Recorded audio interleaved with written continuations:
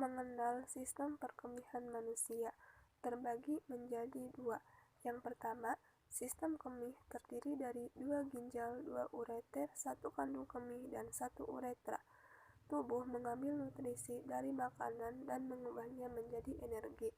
Setelah tubuh mengambil komponen makanan yang dibutuhkan, produk-produk limbah tertinggal di usus dan di dalam darah.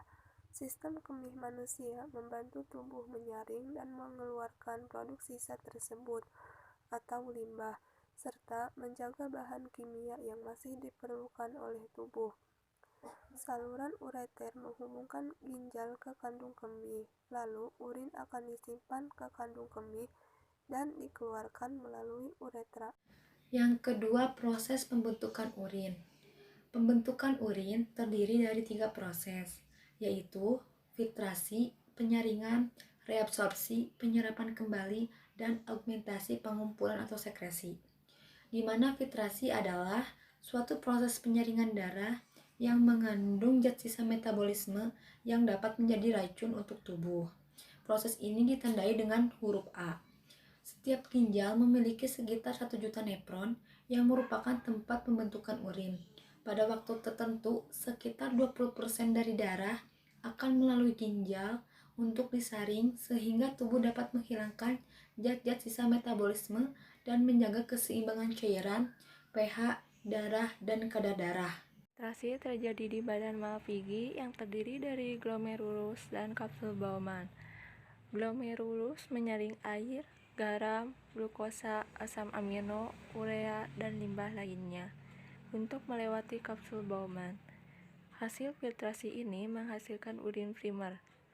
Urin primer termasuk urea di dalamnya yang dihasilkan dari amonia yang terkumpul ketika hati memproses asam amino dan disaring oleh glomerulus. 2. Reabsorpsi.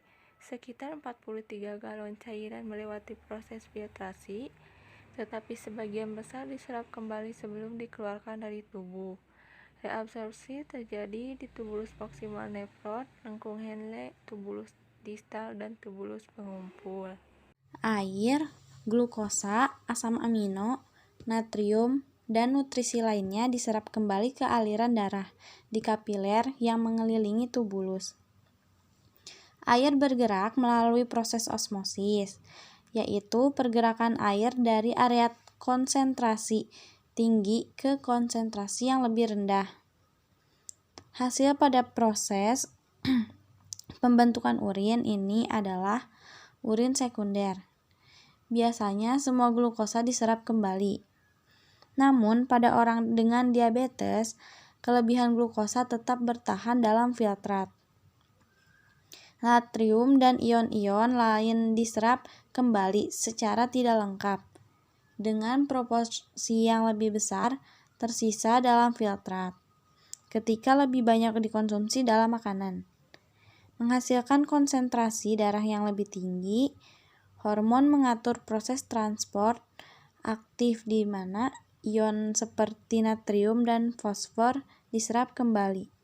Yang ketiga adalah proses augmentasi atau sekresi.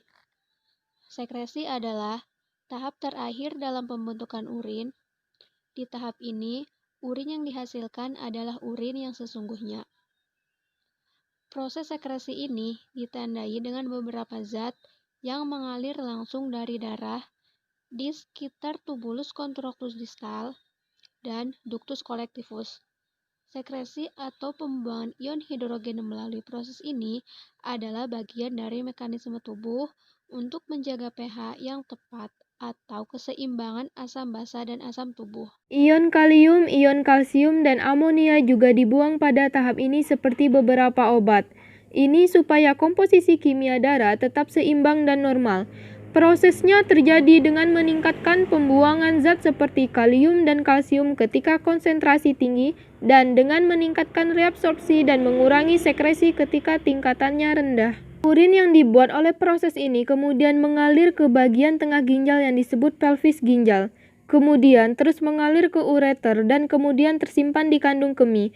Dari kandung kemih, urin selanjutnya mengalir ke uretra dan akan dibuang keluar saat buang air kecil.